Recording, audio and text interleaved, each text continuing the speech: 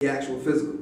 Now, astrology is the study of the position of the moon, sun, and other planets in the belief that their motions affect human beings. Hold on. The study of the position Of the celestial bodies. And this is astrology, right? This is astrology. With the belief that they affect life on Earth. It's almost like you can consider astronomy to be the science and astrology to be the religion.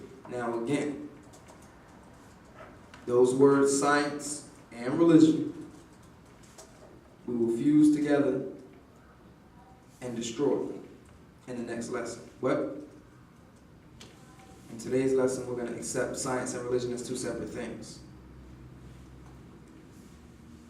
Okay, so you can look at, for this lesson only, just to get an idea, you can look at astronomy as the science and astrology as the religion. Again, we'll diffuse that later.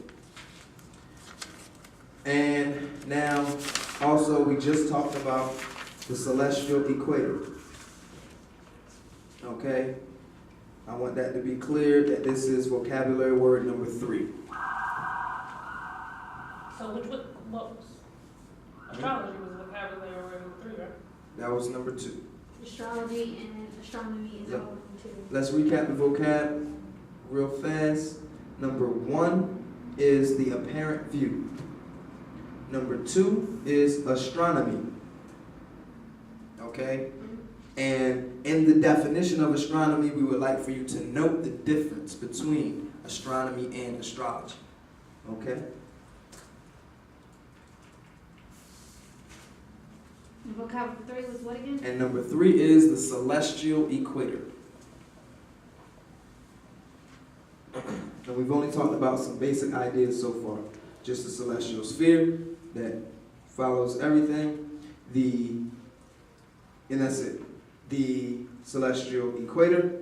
And we're going to get into the ecliptic orbit. So all we're talking about so far is just the celestial sphere and the celestial equator. Okay? Now, we have the ecliptic plane or path, but for the purpose of the LIU lessons, we're going to call it the ecliptic orbit. Okay, so this is vocabulary word number 4, ecliptic orbit. Now, this is not accepted in Western scientific terms by any stretch of the imagination. Reason being, because astronomy generally separates what's actually happening from what appears to be happening. So, they're not going to name it the ecliptic orbit.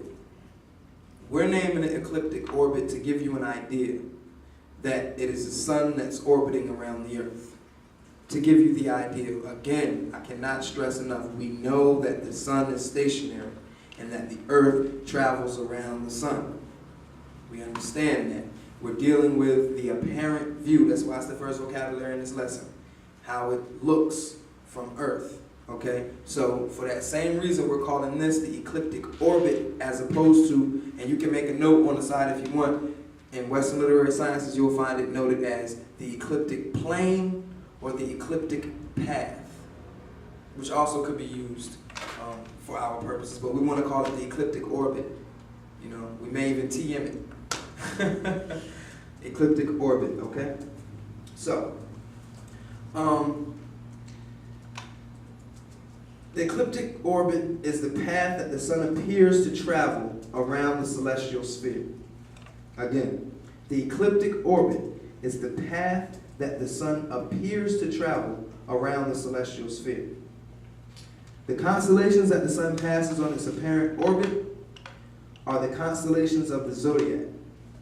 So the ecliptic orbit could also be called the zodiac circle. Basically, I think that was pretty clear, but just to clear it up. The sun travels a particular path every year through the night sky. Okay? It passes certain constellations every year as it travels through the night sky. Okay? The constellations that it passes are 12 constellations, and they are called the zodiac circle. So this is where the zodiac circle comes from the ecliptic orbit. That's not going to work. You're going to spend a whole lot of time distracted from the class. So the ecliptic orbit can also be called the zodiac circle because it passes through all 12 constellations of the zodiac. So this is where the zodiac circle is derived from, the ecliptic orbit. They notice that it passes a certain path through the night sky, and it passes all 12 constellations. So one could assume that this is where they derived the zodiac circle from. This is how they made the zodiac circle up, by the ecliptic orbit. The theory? Is that actually? Well, when you deal with, can you hit that for me? When you deal with, theory, there's very few things that can be proved absolutely. Very few things. So everything is theory.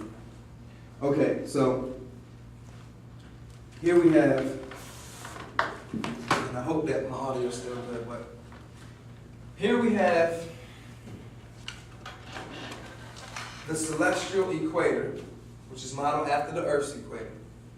And then we have the ecliptic orbit, which is the path that the sun travels through the night sky. Twice a year, the sun crosses the equator, which means it's exactly at the halfway point. You understand what I'm saying? The sun is, at least appears to be, in the night sky. It's coming up from south to north, from the southern to the northern hemisphere, and it'll touch the equator. There is a day in which that takes place. This day is called an equinox, which is the next vocabulary word, equinox. That would be this point right here. And for those that's watching on the DVD, the point where the red ball intersects with the two lines, that would be the vernal equinox.